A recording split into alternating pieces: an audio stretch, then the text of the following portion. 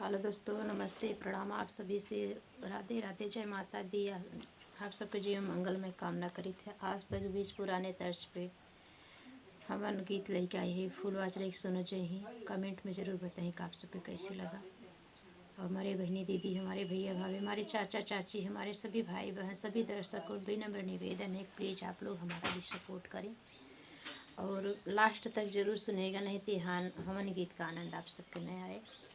और देखा, यह गीत के माध्यम से आप तक पहुँचावे चाहते हैं। देखा कहाँ से कैसे कैसे पूजा में का चाहत है। और फुल वाच रही सुना जही। कमेंट में, छोटे से कमेंट में अपन सबका आशीर्वाद और लाइक के जरूर बता जही कि आप सबको कैसे लगा, आप लोग को सुन रहा और कहाँ से आप लोग हमारे गीत को सुन रहे हैं, ये भी ज़रूर बताना। आप लोग, आप सभी का तहे दिल से धन्यवाद वहन कर रही है। जय माता दी। देर न करते हुए गीत को सुनाने चल रहे हैं। गांव में है भैया, थोड़ा इधर उधर आवाज़ भी आती है तो इसके लिए क्षमा चाहते हैं। अभी हम छोटे यूट्यूबर हैं, कहीं स्टूडियो में भी नहीं जा सकते हैं। आप लोग सपोर्ट करेंगे तो वो भी दिन ज़्यादा दूर नहीं रहेगा। मेरे भाई बहन सभी का, मेरे बड़े चाचा चाची, हमारे सभी को चरण छू का स्पर्श प्रणाम। आप सब अपना आशीर्वाद जरूर दीजिए। धन्यवाद। कहवा से पंडित बोलऊ बाई, कहवा की पोथी ने हो बहिनी के तुआल कड़िया मंगवऊ बाई, हमन करऊ बाई हो। कहवा से पंडित बोलऊ बाई, कहवा की पोथी ने हो बहिनी के तुआल कड़िया मंगवऊ बाई, हवन करऊ बाई, हवन करऊ बाई हो।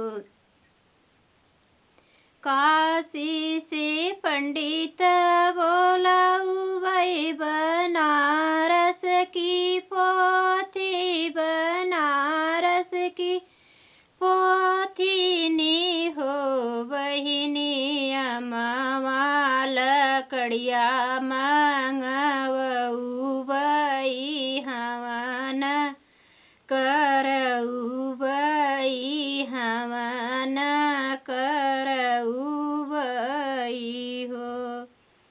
काशी से पंडित बोलऊ बाई, बनारस की पोथी ने, बनारस की पोथी ने हो बहिनी, अमवाल कड़िया मंगवऊ बाई, हवन करऊ बाई, हवन करऊ बाई हो।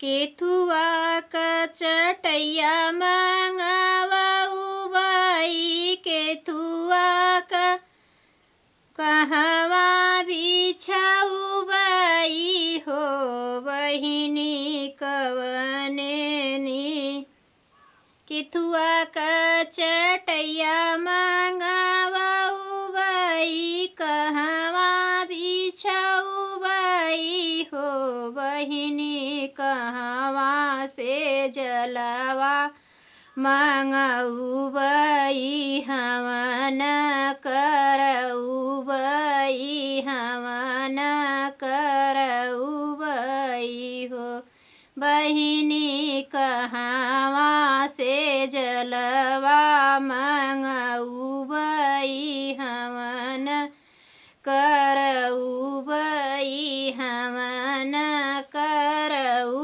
बाई हो।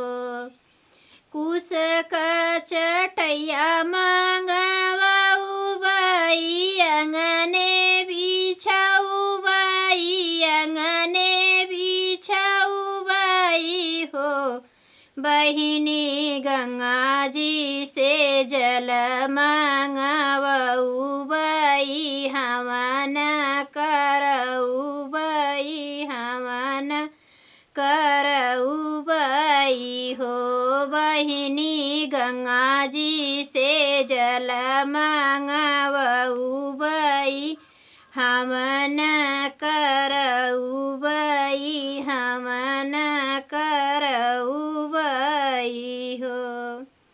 कहवा से केलवा मांगउबई खम्हा गड़वउबई खम्हा गड़वउबई हो बहिनी के थुआ क घियना मांगउबई हमन करउबई हमन करउबई हो। कहवा से केला मांगवउबई खम्हा गड़वउबई हो बहिनी के थुआ क घियना मांगउबई हमन करउबई हमन करउबई हो। बगिया से केला मांगवउबई खम्हा गड़वउबई हो बहिनी गैया क घियना मांगउबई हमन करउबई हो बहिनी गैया क घियना मांगउबई हमन करउबई हो। जय माता दी। फिर मिलते हैं नेक्स्ट वीडियो में।